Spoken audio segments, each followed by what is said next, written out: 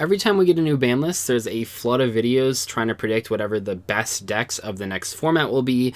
Today's video, I am not going to do that. What we're doing today is I'm just going to go with my 5 initial winners from the ban list. Which decks came out on top after the ban list? I don't necessarily know if these decks are going to be the best decks of the format, but these are the decks that avoided getting hit, and I think that's really important for sort of analyzing how the next format could go. There certainly are other decks around, but these are the ones that I see as the big winners from this past ban list. If you guys like this video, let me know in the comment section below if you want to see a big losers of the ban list. I think that could be an interesting take as well. But anyway, without further ado, let's jump right in at number 5, ABCs. And people are very excited to have A Assault Core back. ABCs is an excellent budget deck for returning players, and overall, even though it does have some pretty unfair cards like Buster Dragon, the deck itself is fairly fair. I mean, when it first came out, it probably wasn't fair enough. It was really powerful, but I think in 2018, heading into 2019 now, it's really important to have decks like ABCs, like Dinosaurs around that you can buy from structure decks and then add your own staple cards and actually have a fairly competent deck. The funny thing is that the reason A Assault Core was limited in the first place was to prevent an FTK. However, the format right after that ban list, which is the one that we were just in, ended up having multiple FTKs, very popular at tournaments, which is kind of ironic. Konami tried to preemptively hit an FTK using A Assault Core and making it limited, and they sort of inadvertently created many more FTKs that were actually a lot more consistent and powerful than the original A Assault Core FTK. Anyway though, ABC players, this is probably the best thing for you on this ban list, and I think overall, everyone that's looking at this ban list is very excited that Firewall Dragon is gone, but I think in particular, ABC players that have been sort of missing their deck for the past format are probably the most excited people after this ban list came out. Next up, I never thought I'd be saying this, but any deck playing Neospatian Aqua Dolphin is looking very good for next format.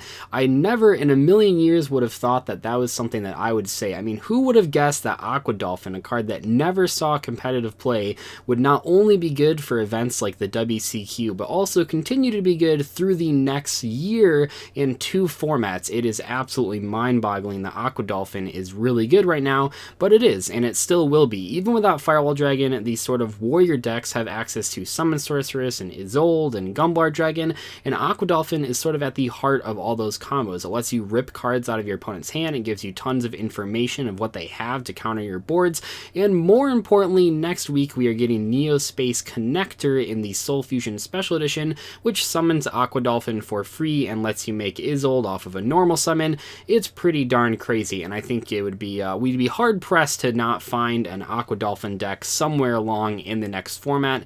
I don't know what kind of combo decks are going to be playing Aqua Dolphin. It'll probably go back to more of an old school Goki deck. If you think of the modern Dark Warrior Goki decks, they only play about 5 Goki cards, just 1 copy of each of the monsters and then 1 Goki rematch. But I think with Armageddon Knight and Malicious taking hits on this ban list, you'll have to see a deck with a lot more Gokis, and Aqua Dolphin will likely be played in that deck as well, if not other decks. I mean, just playing Neospace Connector could be viable in other strategies if they can take advantage of Isolde.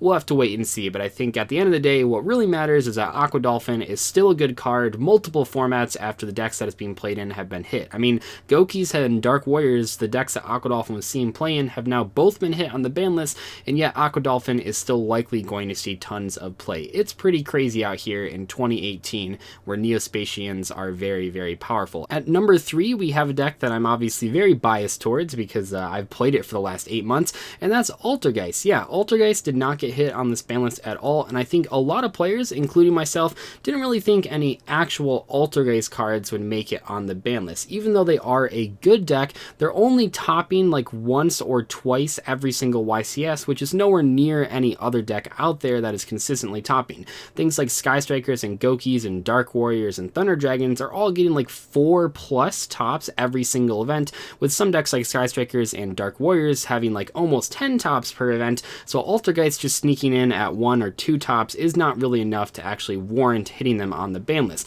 The deck is a lot better in the OCG, which is why Multi-Faker is semi-limited there, but at least in the TCG it's not really worth hitting. But what I thought was going to happen was I thought that they were going to hit cards like Rivalry of Warlords and maybe another Floodgate like Secret Village of the Spellcasters, but even those cards didn't actually make this ban list. So I think Altergeist are looking really good this coming format. It's hard to say how many combo decks will be out there, but Altergeist have an excellent matchup against control strategies like Sky Strikers and Trick Stars, but not so good of a matchup against the combo decks like Gokis and Dark Warriors and even Danger FTK, simply because those decks make boards that are way too big for Altergeist to actually break. So I think if we're entering a more control-oriented format, Altergeist are looking to be a very good deck. At number 2, we have a deck very similar to Altergeist in that I didn't think any of the archetype cards would get hit, and that is Thunder Dragons.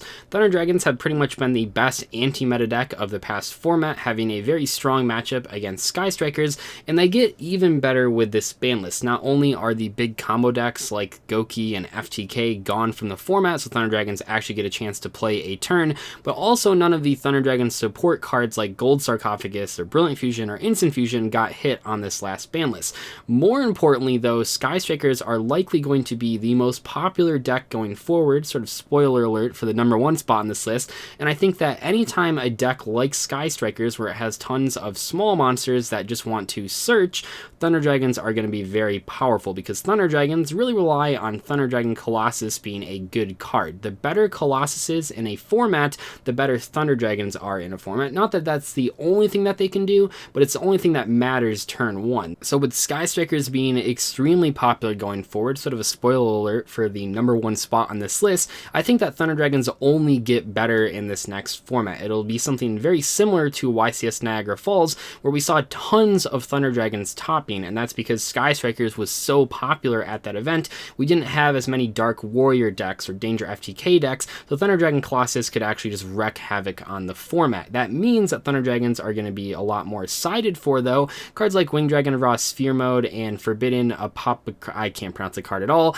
Those types of cards are extremely powerful against Thunder Dragon players going first or second, so expect to see those in side decks going forward. And the number 1 winner of this current ban list, this next format we're going into, isn't a surprise to anyone that's been following competitive Yu-Gi-Oh! For the past like 5 YCSs, and that's Sky Strikers. Sky Strikers have had the most top cut finishes of any deck of the past couple formats, so it's no surprise that they are still very, very powerful, considering that they didn't get hit on this ban list at all. And I actually have a theory why they didn't get hit, and I think the theory is that they will get hit on the next ban list, and keep in mind, there's only one YCS between this ban list and the next ban list, or at least in theory there's only one YCS, because there's YCS Milan next week, but there isn't another YCS, at least that I know of, until March, which gives Konami many months to actually come up with appropriate Sky Striker hits, such as semi-limiting or limiting Sky Striker Engage, or maybe Ray. There's lots of things that Konami can kind of play around with here and decide what is the best way to address Sky Strikers.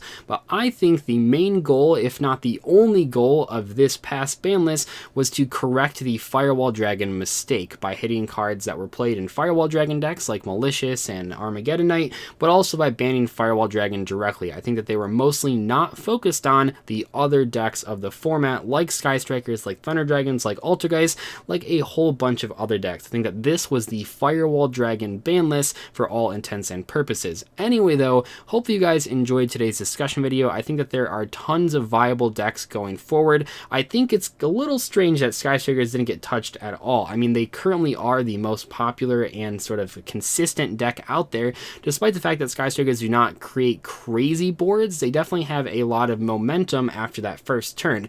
Sure, they only end with like 1 or 2 Widow Anchors, but they also end with multiple copies of Sky Striker Engage, so it's a little bit harder for slower decks to actually combat that. I will say it is a lot better going against multiple Engages and multiple Widow Anchors than it is getting FTK'd or Goki comboed or Gumball looped, so I think that in general, if Sky Strikers are going to be more popular, I am happier with that than just getting FTK'd or Goki comboed every single round. I should also mention, like I just said, Sky Strikers also have a variety of hard counters that the other decks simply didn't have, because Sky Strikers actually give you a chance to play the game. If you remember my Burning Abyss deck profile from my series Pasadena, I said that many decks out there right now don't really want to play Yu-Gi-Oh! Besides besides Sky Strikers and Burning Abyss. So I guess in some way I'm trying to say that I'm happy Sky Strikers aren't touched as much, because if Sky Strikers are completely obliterated, then there'd be a less interactive deck at the top tables. Don't get me wrong, the deck is still very, very powerful, but I think that of all the decks out there, I would want Sky Strikers to be the top deck